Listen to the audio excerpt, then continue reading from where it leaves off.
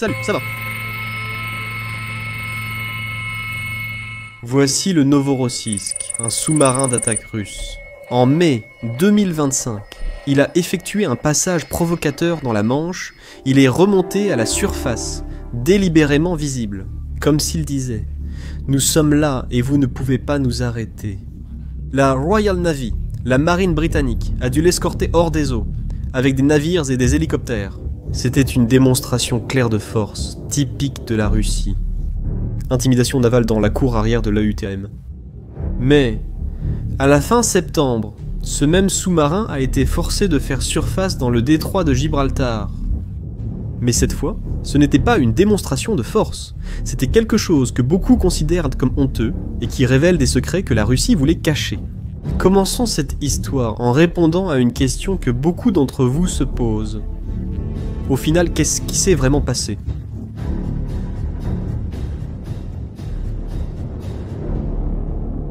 Entre le 26 et le 27 septembre, le Novorossiysk a subi une défaillance technique catastrophique. Ce n'était pas une panne ordinaire. Le système de carburant du sous-marin a commencé à fuir, et il ne s'agissait pas d'une petite fuite. Du diesel se déversait directement dans la cale du sous-marin. Des litres et des litres de carburant s'accumulaient dans un espace confiné. Réfléchis-y. Tu es dans un tube métallique sous l'eau, avec du carburant qui remplit le compartiment autour de toi. La vapeur est toxique. Une seule étincelle et il ne resterait plus rien. Le 27, l'équipage l'a reconnu, déclarant qu'il y avait un risque d'explosion. Nous évoquons 52 personnes piégées dans une bombe potentielle. Voici maintenant la partie la plus choquante. L'équipage n'a pas pu réparer le problème. La raison ? Il n'y avait aucune pièce de rechange à bord, aucune. Plus grave encore, aucun spécialiste qualifié de l'équipage ne pouvait effectuer la réparation. Imaginez cela, un sous-marin de combat en mission active, sans les outils de base pour assurer sa propre survie. La solution qu'ils ont trouvée était, pour le moins, désespérée. Pour éviter que le carburant accumulé n'explose, l'équipage devait pomper tout ce diesel directement dans la mer Méditerranée. En d'autres termes, il devrait provoquer une catastrophe environnementale sur l'une des routes maritimes les plus fréquentées du monde. C'était ça ou exploser. Et tu sais ce qu'il y a de plus effrayant dans cette histoire ? La Russie n'a rien annoncé de tout cela. Le ministère russe de la Défense est resté complètement silencieux. Une chaîne Telegram, réputée pour révéler des informations internes aux agences de sécurité russes, a raconté l'histoire. Et, comme vous pouvez l'imaginer, le gouvernement russe déteste cette chaîne. Il l'a même classée comme agent étranger et tente constamment de la supprimer de la plateforme. Lorsqu'un gouvernement tente de censurer une source, c'est qu'elle touche à des plaies ouvertes. Et ici, la blessure est profonde. Parce que, pendant que la Russie gardait le silence, l'OTAN observait tout. Des navires britanniques, français, espagnols, des avions de patrouille. Le sous-marin, qui était censé être invisible, était maintenant sous les projecteurs, suivi en temps réel. Des analystes du renseignement en source ouverte suivaient le mouvement du Novorossiysk et de son remorqueur d'assistance à travers le détroit de Gibraltar. Maintenant, arrêtez-vous pour réfléchir. Un sous-marin fonctionne grâce à une chose, le secret. Sa force réside dans le fait de ne pas être vu. Le Novorossiysk, eh bien, il a complètement perdu cet avantage. Ceux qui croient que ce sous-marin est une vieille épave soviétique que la Russie persiste à utiliser se trompent. Non, c'est pire que ça. Le Novorossiysk a été construit en 2010 et est entré en service en 2014 et n'avait que 11 ans d'utilisation lorsqu'il est tombé en panne. C'est un sous-marin de la classe Kilo amélioré. Projet 636-3, l'un des modèles les plus modernes de la Russie. L'OTAN l'appelle le « trou noir » car il est extrêmement silencieux et quasiment indétectable lorsqu'il utilise ses batteries électriques. Il mesure 74 mètres de long, a un équipage de 52 personnes et peut rester 45 jours en mer. Et ce n'est pas un sous-marin inoffensif. Il est équipé de 6 tubes lance-torpilles et peut lancer 18 torpilles ou mines navales.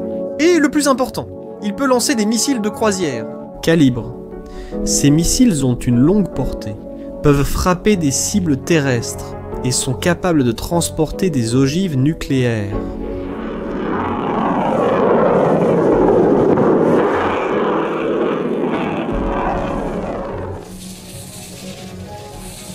Nous parlons d'un sous-marin qui était en service de combat actif. Il n'était pas amarré dans un port en attente de maintenance.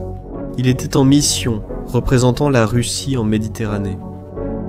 Et, comme nous l'avons montré au début de la vidéo, 4 mois avant de tomber en panne, il avait traversé la Manche de manière provocatrice, montrant sa force, comme pour dire au monde « Nous sommes là !»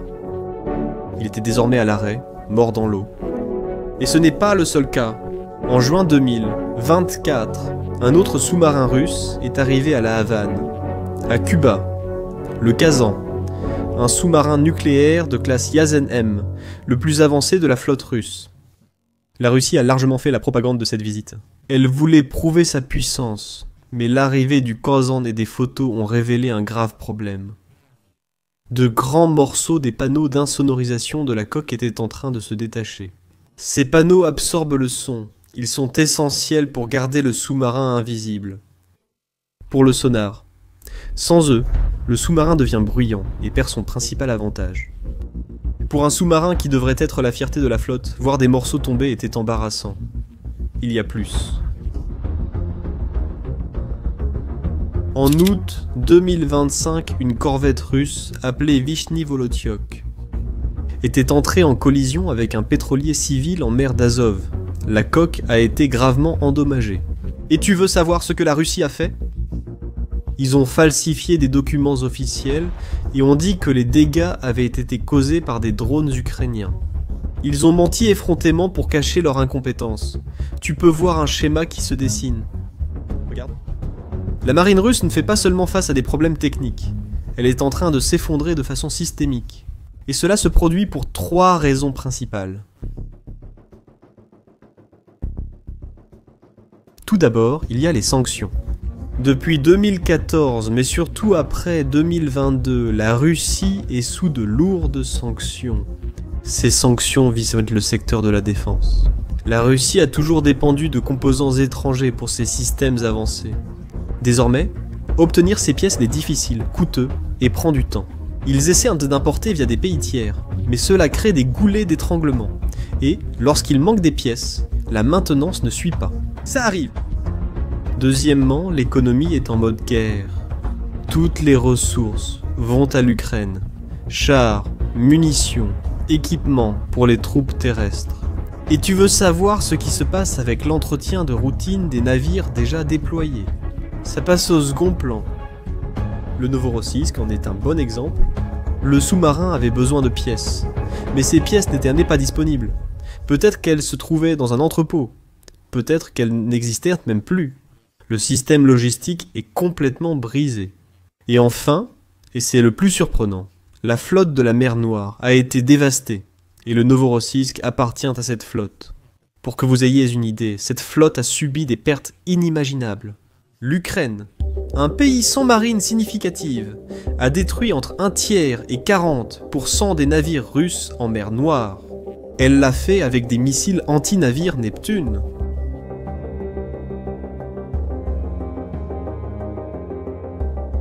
Des missiles Storm Shadow fournis par l'Occident et des drones de surface. De petites embarcations sans pilote chargées d'explosifs. La liste des pertes est impressionnante. L'une des plus emblématiques a été celle du croiseur Moskva, navire amiral coulé en avril 2022. Mais il y a aussi eu plusieurs navires de débarquement détruits, des corvettes, des patrouilleurs et, en septembre 2023, une attaque ukrainienne contre le chantier naval de Sébastopol a gravement endommagé le Rostov-sur-le-Don, un sous-marin jumeau du Novorossiysk. Même les sous-marins du port n'étaient pas en sécurité. Ces pertes ont forcé la Russie à retirer ses navires les plus précieux de Sébastopol, en Crimée occupée, vers le port de Novorossiysk, sur le territoire russe continental. Ce fut une retraite humiliante. La Russie a perdu le contrôle de l'ouest de la mer Noire et son blocus a pris fin. Et l'Ukraine ? Eh bien, ils ont réussi à établir un corridor humanitaire pour exporter des céréales, une victoire stratégique pour eux. Mais il y a un coup encore plus profond.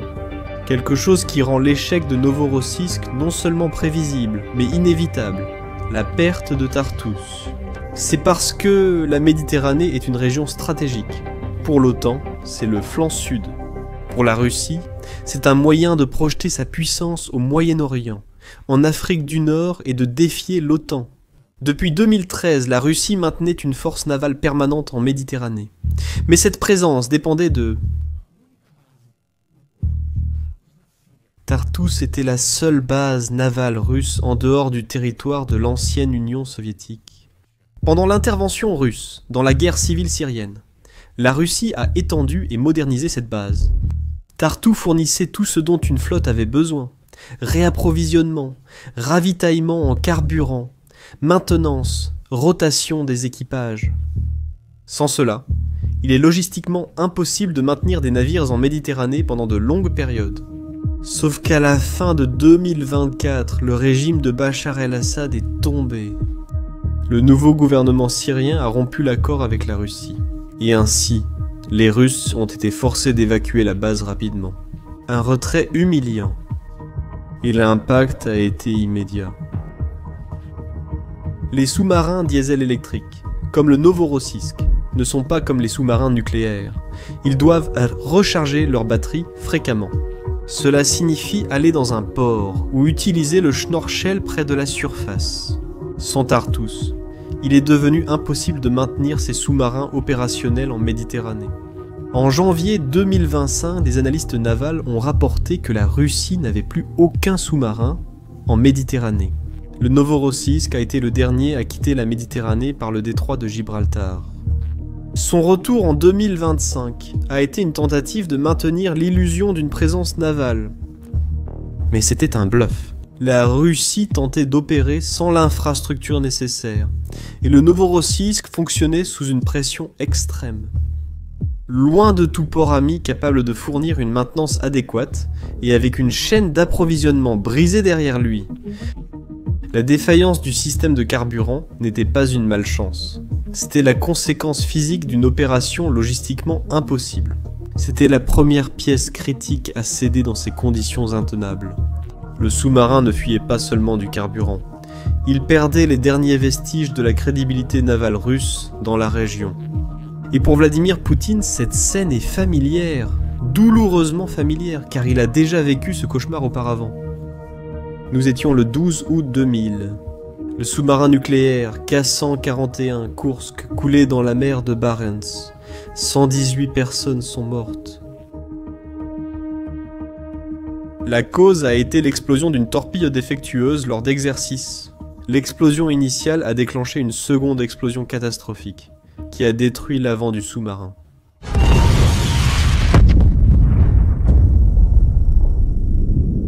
Cependant, la réaction du gouvernement a encore aggravé la tragédie du Kursk. Vladimir Poutine entamait sa première année de présidence. Lors de l'accident, il était en vacances dans une station balnéaire sur la mer Noire. Vous connaissez sa réaction ? Il est resté là-bas pendant 4 jours. Pendant ce temps, des marins russes mouraient. La Russie n'a pas non plus demandé d'aide internationale immédiatement. Mais le Royaume-Uni et la Norvège ont proposé des submersibles de sauvetage avancés. La Russie a refusé. Et tu veux savoir pourquoi ? Fierté, peur d'exposer l'incompétence de la marine, peur de montrer de la faiblesse. Plus tard, un billet a été retrouvé sur le corps d'un officier. 23 marins avaient survécu à l'explosion initiale. Ils se sont réfugiés dans le compartiment arrière. Ils ont attendu les secours. Les tentatives de sauvetage russes ont échoué à plusieurs reprises. Lorsque la Russie a finalement accepté l'aide étrangère, il était déjà trop tard. Ils étaient tous morts. Poutine a été confronté à un choix difficile en 2000, admettre l'échec et accepter l'aide de l'Occident, ou préserver la fierté nationale par le secret et le déni, au prix de la vie de ses marins. Il a choisi la fierté. La leçon que le gouvernement russe a tirée du Koursk n'a pas été d'améliorer la sécurité navale, mais de contrôler l'information. En 2000, Poutine a été massacré par les médias russes, qui étaient encore indépendants. ANTV a diffusé des critiques dévastatrices du gouvernement, a interviewé des familles en pleurs.